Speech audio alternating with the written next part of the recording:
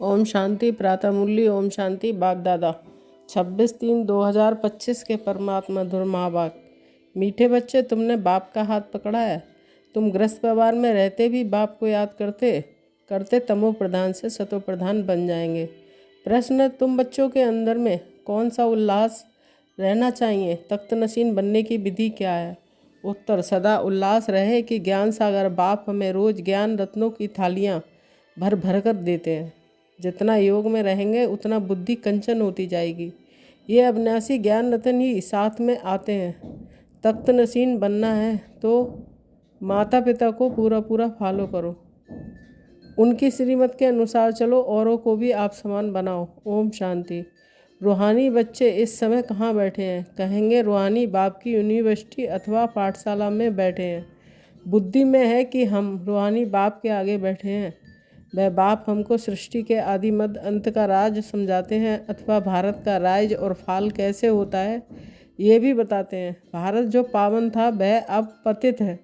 भारत सिरताज था, फिर किसने जीत पाई? रावण ने। राजाई गवा दी तो फाल हुआ ना। कोई राजा तो है नहीं, अगर होगा तो भी पतित ही होगा। इसी भारत में सूर्यवंशी महाराजा महारानी थे। सूर्यवंशी महाराजाएं और चंद्रवंशी राजाएं थे। ये बातें अब तुम्हारी बुद्धि में है। दुनिया में ये बातें कोई नहीं जानते हैं। तुम बच्चे जानते हो कि हमारा रूहानी बाप हमको पढ़ा रहे हैं। रूहानी बाप का हमने हाथ पकड़ा है। भल हम कहते रहते गृहस्थ आश्रम में हैं, परंतु बुद्धि में है कि अभी हम संगम युग पर खड़े हैं। पतित दुनिया से हम पावन दुनिया में जाते हैं। कलयुग है पतित युग, सतयुग है पावन युग। पतित मनुष्य पावन मनुष्यों के आगे जाकर नमस्ते कहते हैं कि तो वह भी भारत के मनुष्य, परंतु वे देवी गुण वाले हैं। अभी तुम बच्चे जानते हो कि हम भी बाप द्वारा ऐसे देवी गुण धारण कर रहे हैं कि सतयुग में ये पुरुषार्थ नहीं करेंगे। वहाँ तो है प्रारब्ध, यहाँ पुरुषार्थ कर देवी गुण धारण करने हैं। सदैव अपनी जांच रखनी है कि हम बाबा को कहाँ तक याद कर तमो प्रधान से सतो प्रधान बन रहे हैं। जितना बाप को याद करेंगे उतना सतो प्रधान बनेंगे। बाप को सदैव सतो प्रधान है। अभी भी पतित दुनिया पतित भारत है। पावन दुनिया में पावन भारत था। तुम्हारे पास प्रदर्शनी आदि में भिन्न भिन्न प्रकार के मनुष्य आते हैं। कोई कहते हैं कि जैसे भोजन जरूरी है वैसे ये बेकार भी भोजन है, इनके बिना मर जाएंगे। अब ऐसी बात तो है नहीं। सन्यासी पवित्र बनते हैं फिर मर जाते हैं क्या? ऐसे ऐसे बोलने वाले के लिए समझा जाता है क्योंकि बहुत अजामिल जैसे पापी होंगे तो ऐसे ऐसे कहते हैं। बोलना चाहिए क्या? इसके बगैर तुम मर जाएंगे। जो भोजन से इनकी भेंट करते हो, स्वर्ग में आने वाले जो होंगे वह होंगे सतो प्रधान। फिर पीछे सतो रजो तमो में आते हैं ना। जो पीछे आते हैं उन आत्माओं ने निर्विकारी दुनिया तो देखी ही नहीं है, तो वह आत्माएं ऐसे ऐसे कहेंगी कि इनके बगैर हम रह नहीं सकते। सूर्यवंशी जो होंगे उनको तो फौरन बुद्धि में आएगा कि ये तो सत्य बात है। बरोबर स्वर्ग में विकार का नाम निशान नहीं था। भिन्न भिन्न प्रकार के मनुष्य भिन्न भिन्न प्रकार की बातें करते हैं। तुम समझते हो कि कौन कौन फूल बनने वाले हैं, कोई तो कांटे ही रह जाते हैं। स्वर्ग का नाम है फूलों का बगीचा, ये है कांटों का जंगल। कांटे भी अनेक प्रकार के होते हैं ना। अभी तुम जानते हो कि हम फूल बन रहे हैं। बरोबर ये लक्ष्मी नारायण सदा गुलाब के फूल हैं, इनको कहेंगे king of flowers. Devi flowers का राज्य है ना। जरूर उन्होंने भी पुरुषार्थ किया होगा, पढ़ाई से बने हैं ना। तुम जानते हो कि अभी हम ईश्वरीय फैमिली के बने हैं। पहले तो ईश्वर को जानते ही नहीं थे, बाप ने आकर के ये फैमिली बनाई है। बाप पहले स्त्री को अडॉप्ट करते हैं, फिर उनके द्वारा बच्चों को रचते हैं। बाबा ने भी इनको अडॉप्ट किया है, फिर इनके द्वारा बच्चों को रचा है। ये सब ब्रह्मा कुमार कुमारियां हैं ना। ये नाता प्रवृत्ति मार्ग का हो जाता है। सन्यासियों का है निर्वृत्ति मार्ग। इसमें कोई मम्मा बाबा नहीं कहते हैं। यह तुम मम्मा बाबा कहते हो और जो भी सत्संग है वह सब निर्वृत्ति मार्ग के हैं। ये एक ही बाप है जिसको माता पिता क्या पुकारते हैं। बाप बैठ समझाते हैं कि भारत में पवित्र प्रवृत्ति मार्ग था, अब अपवित्र हो गया है। मैं फिर से ये वही प्रवृत्ति मार्ग स्थापना करता हूँ। तुम जानते हो कि हमारा धर्म बहुत सुख देने वाला है, फिर हम और पुराने धर्म वालों का संग क्यों करें? तुम स्वर्ग में कितने सुखी रहते हो, हीरे जवाहरातों के महल होते हैं। यहाँ भल अमेरिका, रसिया आदि में कितने साहूकार हैं, परंतु स्वर्ग जैसे सुख हो ना सके। सोने की ईंटें जैसे महल तो कोई बना ना सके। सोने के महल होते ही हैं सतयुग में। यहाँ सोना है ही कहाँ, वहाँ तो हर जगह हीरे जवाहरात लगे हुए होंगे। यहाँ तो हीरे की भी कितना दाम हो गया है। ये सब मिट्टी में मिल जाएंगे। बाबा ने समझाया है, नई दुनिया में फिर सब नई खानियाँ भरतू हो जाएंगी। अभी ये सब खाली होती रहेंगी। दिखाते हैं सागर ने हीरे जवाहरातों की थालियाँ भेंट की हैं। हीरे जवाहरात तो वहाँ तुमको ढेर मिलेंगे। सागर को भी देवता रूप समझते हो। तुम समझते हो बाप तो ज्ञान का सागर है। सदा उल्लास रहे कि ज्ञान सागर बाप हमें रोज ज्ञान रत्नों जवाहरातों की थालियाँ भर भर कर देते हैं। बाकी वह तो पानी का सागर है। बाप तुम बच्चों को ज्ञान रत्न देते हैं, तो जो तुम बुद्धि में भरते हो, कितना योग में रहेंगे उतना बुद्धि कंचन होती जाएगी। ये अविनाशी ज्ञान रत्न ही तुम साथ ले जाते हो। बाप की याद और ये नॉलेज है मुख्य। तुम बच्चों के अंदर में बड़ा उल्लास रहना चाहिए। बाप भी गुप्त है, तुम भी गुप्त सेना हो। नॉन वायलेंस अननोन बैरियर्स कहते हैं ना, फलाना बहुत पहलवान बैरियर्स है, परंतु नाम निशान का पता नहीं है। ऐसे तो हो नहीं सकता। गवर्नमेंट के पास एक एक का नाम निशान पूरा होता है। अननोन बैरियर्स नॉन वायलेंस वह तुम्हारा नाम है। सबसे पहली हिंसा है ये विकार, जो ही आदि मध्य अंत दुख देते हैं। इसलिए जो कहते हैं कि हे पतित पावन, हम पतित को पावन बनाओ। पावन दुनिया में एक भी पतित नहीं हो सकता है, ये तुम बच्चे जानते हो। अभी ही हम भगवान के बच्चे बने हैं बाप से वर्षा लेने, परंतु माया भी कम नहीं है। माया का एक ही थप्पड़ ऐसा लगता है जो एकदम गटर में गिरा देता है। बेकार में जो गिरते हैं तो बुद्धि एकदम चट हो जाती है। बाप कितना समझाते हैं, आपस में देहदारी से कभी प्रीत नहीं रखो।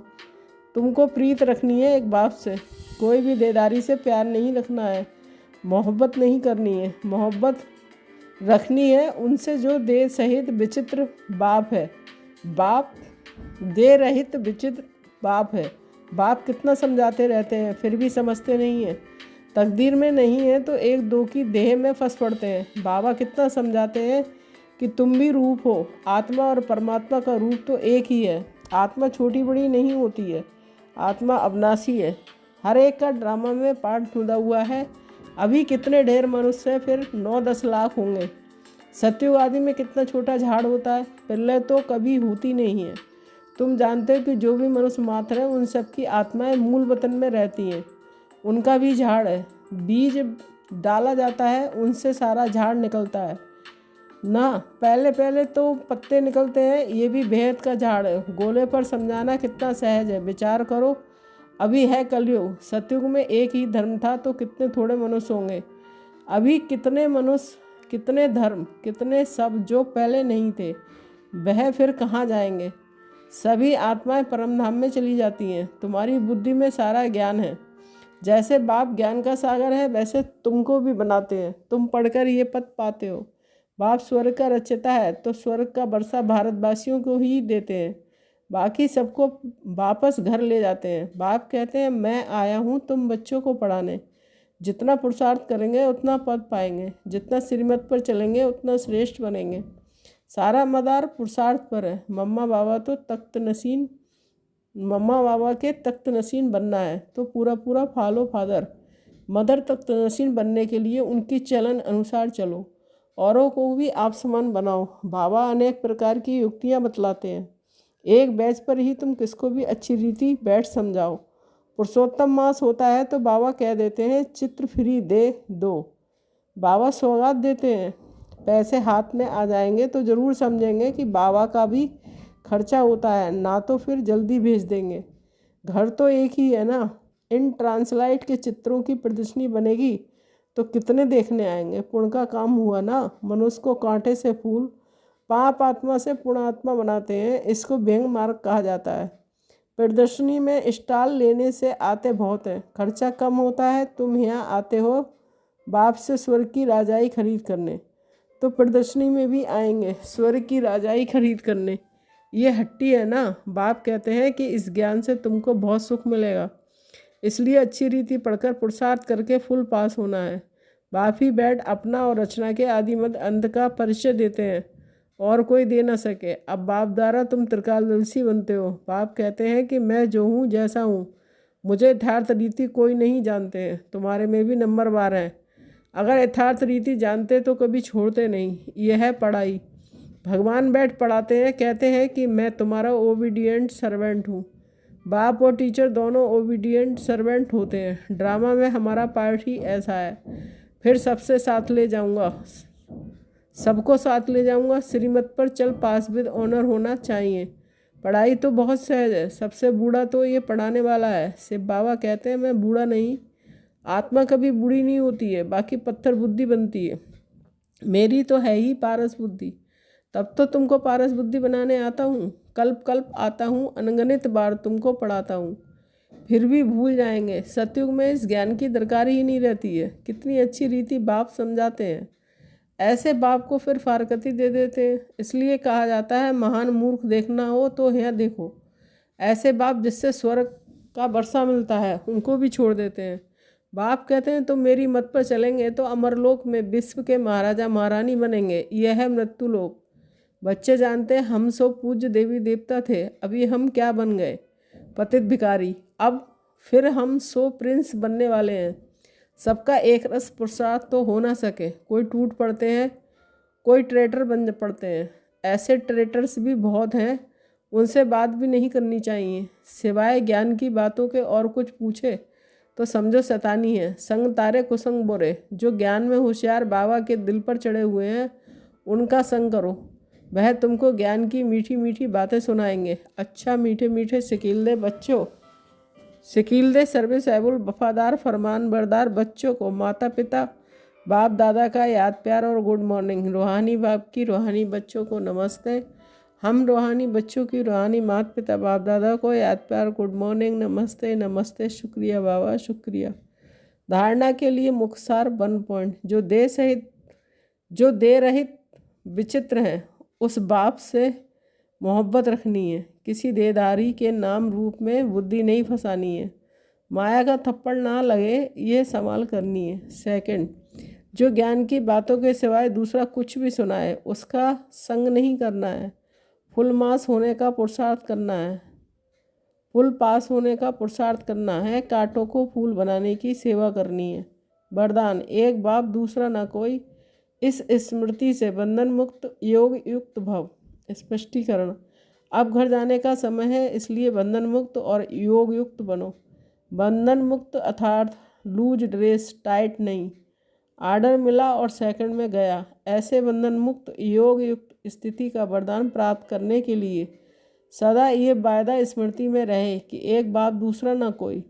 क्योंकि घर जाने के लिए, बस सतयुगी राज्य में आने के लिए इस पुराने शरीर को छोड़ना पड़ेगा। तो चेक करो, ऐसे एवरेडी बने हो या अभी तक कुछ रस्सियाँ बंधी हुई हैं। ये पुराना चोला टाइट तो नहीं है।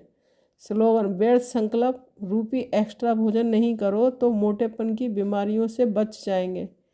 अब व्यक्त इशारे, सत्यता और सभ्यता रूपी कल्चर को अपनाओ। बाप को बढ़िया चीज़ लगती है सच्चाई, इसलिए भक्ति में भी कहते हैं गॉड इज ट्रुथ।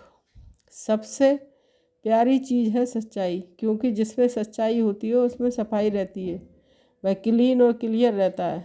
तो सच्चाई की विशेषता कभी नहीं छोड़ना। सत्यता की शक्ति एक लिफ्ट का काम करती रहती है। ओम शांति।